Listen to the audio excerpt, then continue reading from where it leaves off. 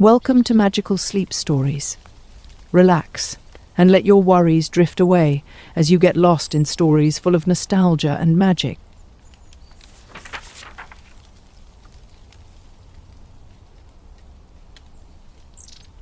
Snow pressed itself against the towering windows of Hogwarts School of Witchcraft and Wizardry, softening the world outside into pale, shifting watercolour. Inside, the castle had been transformed so completely it felt less like a school and more like a dream someone had carefully constructed out of winter itself.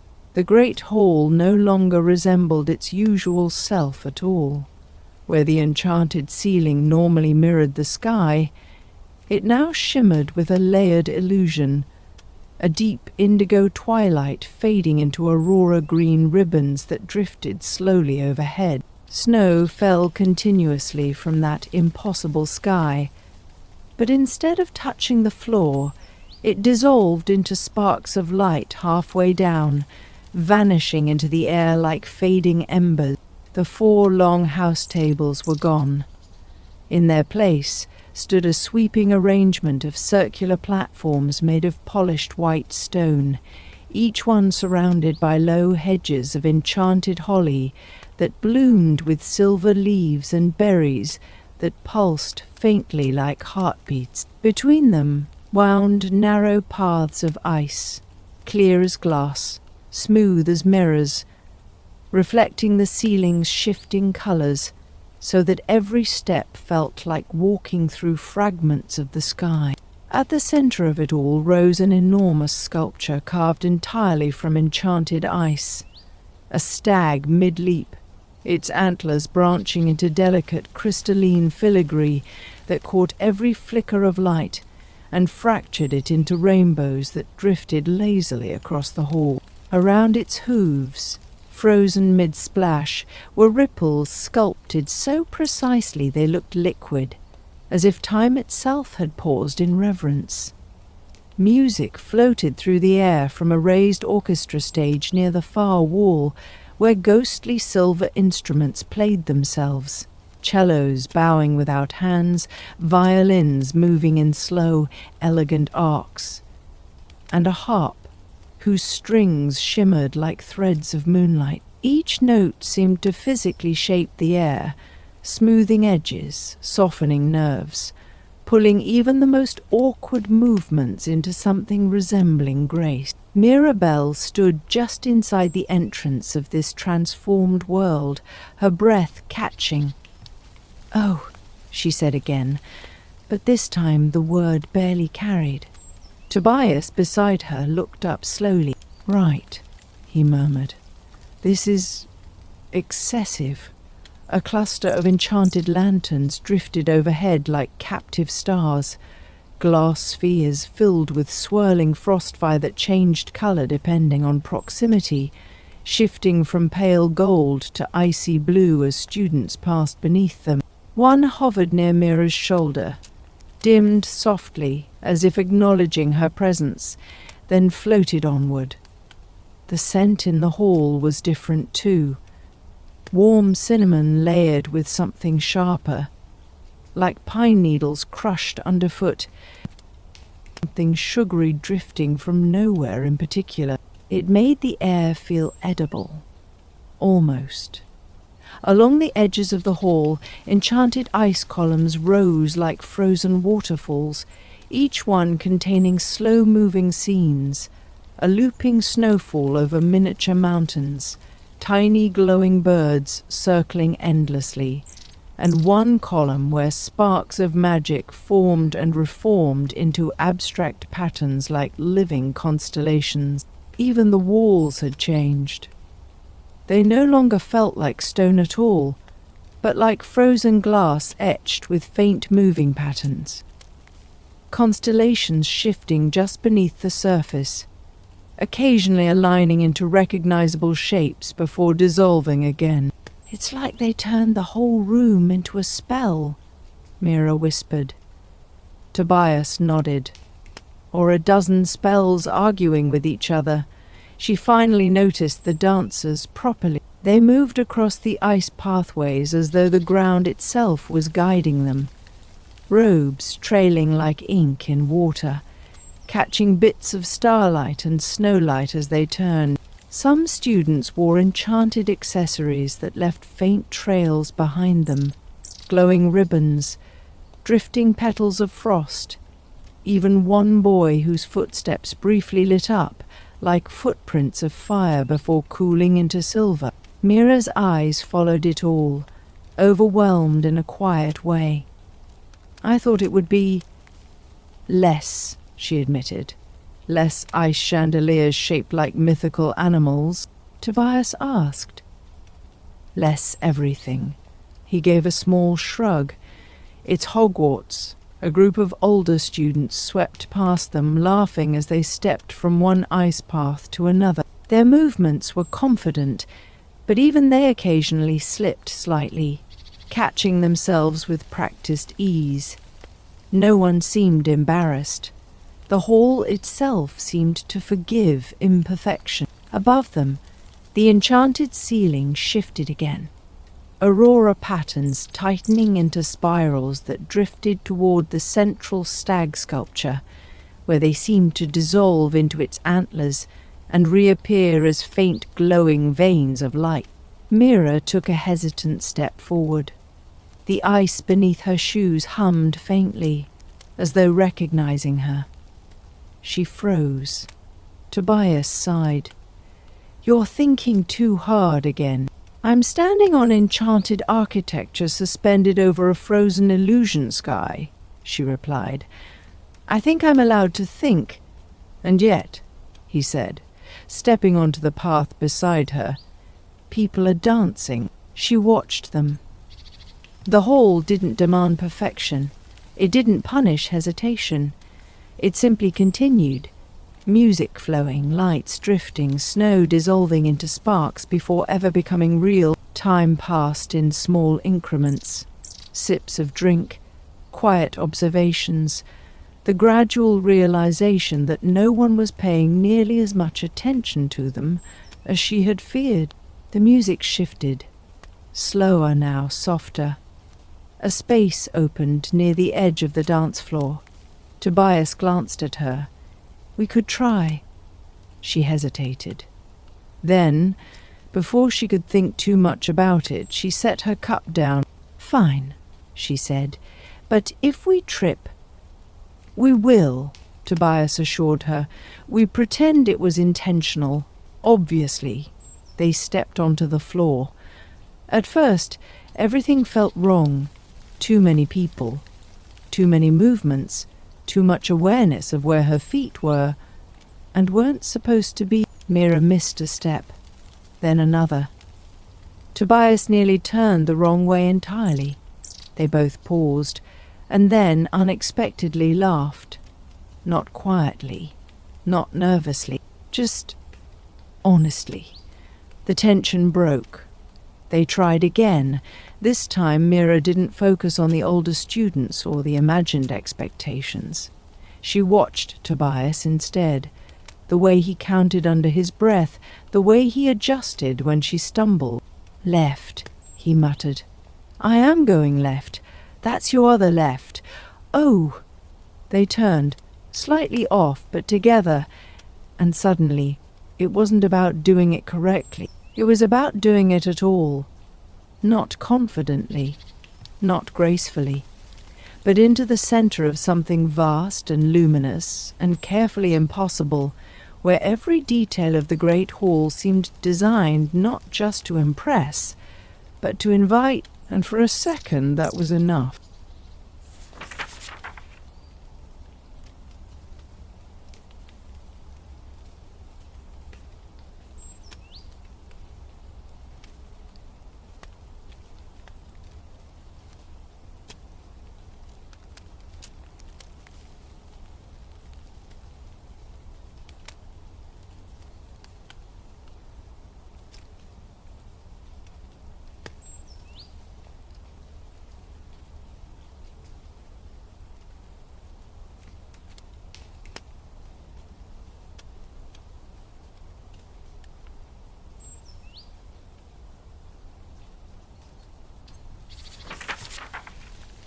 High above the Scottish Highlands, where mist curled like whispered secrets around ancient stone, Hogwarts School of Witchcraft and Wizardry settled into the quiet rhythm of night. The torches dimmed along the corridors.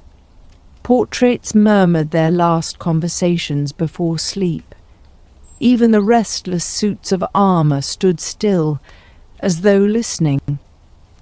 In a small dormitory tucked beneath the eaves of Ravenclaw Tower, a first-year named Suzanne Vale lay awake, staring at the canopy above her bed. She had expected magic to be loud. Explosions of light, dramatic spells, perhaps even danger, like in the stories of Harry Potter. But tonight Hogwarts felt soft, quiet, almost like it was holding its breath. A faint tap, tap, tap echoed against the window. Suzanne sat up. Another tap. She slipped from her bed and padded across the cold stone floor. Outside the glass, an owl hovered, small, silver-feathered, with eyes that shimmered faintly blue. "That's not right," she whispered. The owl tapped again, then turned its head sharply, as if urging her to follow. Suzanne hesitated only a moment before unlatching the window. A rush of cool night air spilled into the room, carrying the scent of pine and distant rain. The owl glided inside, circled once, and darted back out into the night. "Wait!" Without fully thinking, Suzanne grabbed her robe and hurried out of the dormitory. The spiral staircase seemed longer in the dark, the shadows stretching in odd ways, as though the castle itself was shifting in its sleep. By the time she reached the corridor, the owl was gone. But something else remained. A soft glow hovered at the far end of the hallway, like moonlight caught in a glass jar. Drawn forward, Suzanne followed it, past silent classrooms, past a tapestry that briefly rippled, though there was no wind, past a portrait of a wizard who snored loudly enough to echo. The glow drifted down a staircase she had never noticed before. "That's definitely not on the map," she murmured, thinking of the stories older students whispered about hidden passages and shifting staircases. "Still," she continued. At the bottom of the stairs she found a narrow door, slightly ajar. The glow slipped inside. Suzanne pushed it open. Inside was a room unlike any she had seen, circular with a ceiling that mirrored the night sky, much like the Great Hall, but quieter. Stars shimmered softly above, drifting in slow, deliberate patterns. At the centre of the room stood a stone basin filled with water that glowed faintly silver, and perched on its edge was the owl. "You wanted me to come here?" Suzanne asked. The owl blinked once, then, without warning, the surface of the water rippled. Images began to form. Not loud or dramatic, just small, gentle moments. A student helping another with a levitation charm. A professor quietly fixing a broken quill after class. House elves humming as they prepared meals in the kitchens. "Memories," Suzanne whispered. The owl hooted softly. Not the big ones, she realized. Not battles or famous spells. The images shifted again, now showing a lonely first year sitting by themselves in the Great Hall, and then another student choosing to sit beside them. "Kindness," Suzanne said. The owl spread its wings slightly as if in approval. She stepped closer to the basin. "Why, show me this." The water shimmered one last time. Now she saw herself, earlier that evening, hesitating to help a classmate who had dropped their books. She had been too nervous, too unsure. Suzanne's cheeks flushed. I should have helped." The glow softened as if the room itself were reassuring her. From somewhere, perhaps the walls, perhaps the stars above, came a quiet, almost musical whisper. Magic isn't only what is seen, it is what is chosen. Suzanne swallowed. I understand, she said. The owl gave a final, gentle hoot. Then it lifted into the air, circled once, and vanished, like mist dissolving in moonlight. The room dimmed. The door behind her creaked open. And suddenly she was back in the familiar corridor, the hidden staircase gone as though it had never existed. By the time Suzanne returned to her dormitory, the castle felt different, not quieter, not louder, but warmer. She climbed into bed and pulled the blankets up to her chin. Tomorrow, she decided, she would be braver, not in the way of duels or daring adventures, but in the small ways, the real ways. As sleep finally took her, the stars above Hogwarts School of Witchcraft and Wizardry shimmered softly, watching, remembering, and perhaps waiting for the next quiet act of magic.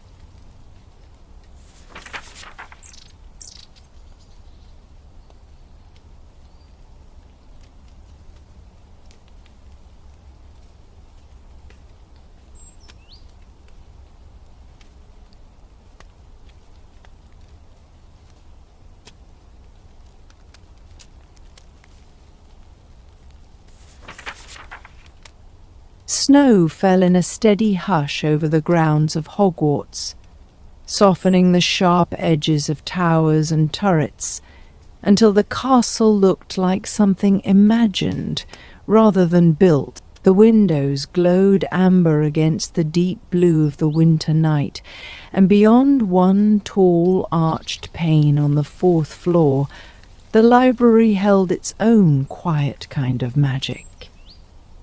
Inside, the air carried the mingled scents of old parchment, leather bindings, and a faint trace of pine from garlands that had been draped along the upper balconies for the season. Candles floated in slow, thoughtful orbits near the ceiling, their flames bending gently, as though stirred by invisible currents of thought. Every sound was softened.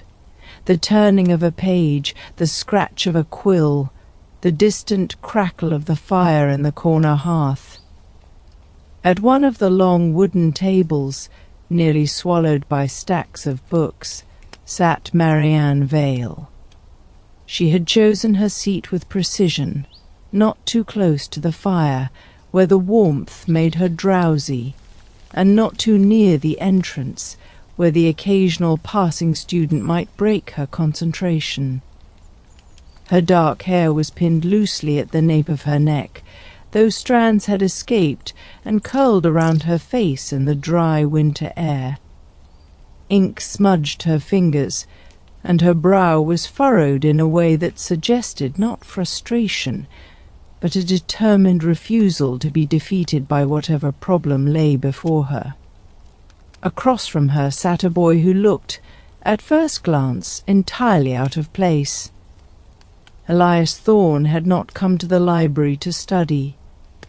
He had come, as he often did in winter, to listen. He leaned back in his chair, one arm draped over the backrest, his posture relaxed in defiance of the rigid discipline the library demanded.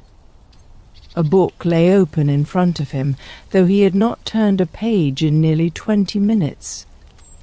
Instead, his attention drifted, to the rhythm of Marianne's quill, to the low murmur of whispered incantations from a distant table, to the way the candlelight caught in the frost beginning to lace the window panes. "Are you going to read that?" Marianne said without looking up, or simply continue to stare at it until it gives up its secrets out of pity. Elias smiled faintly. "I was unaware books could feel pity." "Yours might," she replied. "It seems to be suffering." He leaned forward, resting his elbows on the table. "It's a history of magical cartography. I think it's suffering regardless of my attention." That made her glance up. Her eyes were sharp, grey, with a clarity that made people feel as though they were being carefully measured. But there was something else there too. Not unkindness exactly, more like caution. "You checked it out voluntarily," she said. "I made a mistake." "You don't make mistakes," she said, turning back to her notes. "You make deliberate choices that you later pretend were mistakes." Elias considered that. That's an uncomfortably accurate assessment. A small silence settled between them, companionable in its own way. Outside, the wind picked up, brushing snow against the window in soft, whispering strokes. The frost spread slowly, branching into delicate patterns that resembled tiny, intricate forests. Marianne's gaze drifted to it, just for a moment, and her expression softened. "I like it best in winter," she said quietly. "The library?" Elias asked. She nodded. "It feels removed, like the rest of the castle fades away, and this is the only place that matters."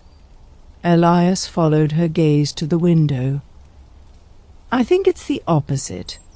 She raised an eyebrow. "In winter," he said, "everything else becomes more noticeable. The silence, the cold, the way people move closer together without quite realizing it. Even here." He gestured to the rows of books. "It's not removed, it's concentrated." Marianne studied him for a moment, as though deciding whether that was worth responding to. "You're unusually philosophical tonight," she said at last. "I'm avoiding my reading. That much is clear." She returned to her work, but her quills slowed. "What are you studying?" Elias asked after a moment. "Advanced rune translation." "That sounds dreadful." "It's fascinating," she said, a hint of defensiveness creeping in. "Runes aren't just symbols. They shift meaning depending on context, intention, even the magical resonance of the person reading them." Elias tilted his head. "So they're unreliable. They're complex. That's a polite way of saying unreliable." She set her quill down with a soft tap. "They require precision, and if you get them wrong..." Her gaze flicked briefly to the stack of reference books at her side. "Then you misunderstand the magic entirely." Elias leaned back again, watching her. "And you don't like misunderstanding things?" "No," she said simply. The fire crackled softly in the corner, sending a warm glow across the polished wood of the tables. Somewhere in the distance, a book snapped shut, the sound echoing faintly through the high, vaulted space. Elias closed his own book. Finally, "Show me," he said. Marianne blinked. "What?" "The runes. Show me what you're working on." "You won't understand it." "Probably not," he admitted. "But I'd like to try..." She hesitated. Marianne was not accustomed to sharing her work. Knowledge, to her, was something carefully acquired and closely guarded, not out of selfishness, but out of a deep, abiding respect for its fragility. To misunderstand something, to explain it poorly, felt like a kind of failure. But Elias was still watching her, his expression open, curious in a way that didn't feel intrusive. Reluctantly, she turned the parchment toward him. The page was filled with intricate markings, loops and angles, lines intersecting in patterns that seemed almost alive in the shifting candlelight. Elias leaned closer. "They look like branches," he said. Marianne frowned slightly. "Branches, or frost," he added, glancing at the window, "the way it spreads." She followed his gaze again, then looked back at the page. "I've never thought of it like that," she admitted. Elias traced one of the symbols lightly with his finger, not touching the ink. "What does this one mean?" "It depends," she said automatically. He smiled. "Of course it does." She leaned in, pointing to the rune. On its own it can signify growth or expansion, but in this sequence, she moved her finger along the line. It modifies the surrounding symbols. It suggests something evolving, changing over time. Elias nodded slowly. "So it's not just what it is. It's how it relates to everything else. Yes, that's actually quite elegant." Marianne felt an unexpected flicker of warmth at that. "Most people don't see that," she said. "Most people don't have you explaining it to them." The words were simple, but they lingered in the air between them. Marianne looked down quickly, pretending to adjust her notes. "Don't get used to it," she said. "I wouldn't dream of it." Another silence settled, deeper this time. The library had grown quieter as the evening wore on. A few students gathered their things and slipped out, their footsteps muffled by the thick rugs. The candles dimmed slightly, their light softening into a golden haze. Outside, the snowfall intensified. Elias stood and walked to the window, drawn by the shifting patterns of white against the dark sky. "Come here," he said. Marianne hesitated, then rose, brushing ink from her fingers onto a cloth. She joined him at the window, standing just close enough that she could feel the faint warmth of his presence. The glass was cold, the frost now thick enough to obscure parts of the view, but beyond it, the ground stretched out in pale, shimmering layers. "It looks like the world's been erased," Elias said softly. Marianne shook her head. "Not erased, simplified." He glanced at her. "That's an interesting distinction. When everything is covered like this," she said, "you can see the shapes more clearly, the structure underneath. It's not gone. It's just quieter." Elias considered that. "You think that's true of people too?" he asked. She didn't answer immediately. "I think," she said at last, "people are more complicated than landscapes." "Some of them," he said. She looked at him, a question in her eyes. Elias shrugged lightly. "Some people are exactly what they appear to be. Others—" He trailed off, turning back to the window. "Others what?" "Others are like your runes," he said. "You have to understand the context to know what they mean." Marianne studied him, her expression thoughtful. "And you?" she asked. "Which are you?" Elias smiled faintly, but there was something guarded in it. "I haven't decided yet." The wind shifted, sending a swirl of snow against the glass. For a moment it looked as though the entire world outside was in motion, shifting, reshaping itself in patterns too complex to follow. Marianne felt a strange, unfamiliar sense of stillness.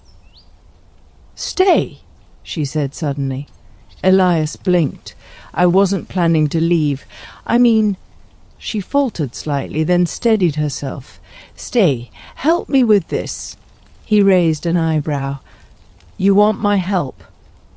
"I want your perspective," she corrected. "You see things differently." "That's a polite way of saying incorrectly." "Not always." He studied her for a moment, then nodded. "All right." They returned to the table. The hours slipped by almost unnoticed.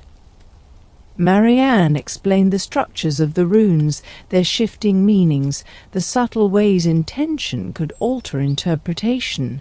Elias asked questions. Not the precise technical ones she might have expected, but broader, more intuitive ones that forced her to reconsider her assumptions. "What if this symbol isn't modifying the others?" he said at one point, but reacting to them. "That's not how it works," she said automatically. "Are you sure?" She paused. Slowly she turned back to the text, tracing the sequence again. "No," she admitted, "I'm not entirely sure." Elias smiled. "Good. That would have been boring." She rolled her eyes, but there was no irritation in it. The fire burned lower, casting long shadows across the floor. The candles flickered, their light growing softer, more diffuse. At some point, Marianne realized she was no longer cold, not just physically. There was a warmth in the space between them, a quiet ease that had not been there before. "Elias," she said, her voice softer now. Why do you come here if not to study?" He leaned back in his chair, considering. "For this," he said finally. She frowned slightly. "For what?" He gestured vaguely, to the books, the light, the quiet, to her. "For the way things come together," he said. "Ideas, people, moments. It's rare." Marianne looked down at the scattered pages, the notes filled with corrections and revisions, the symbols that no longer seemed quite as rigid as they had before. "Yes," she said quietly. "It is." Outside, the snow continued to fall, layering the world in silence. Inside, in the heart of the library, two students sat side by side, the boundaries of their understanding shifting, expanding, like frost tracing new patterns across a winter window. And for the first time in a long while, neither of them felt alone.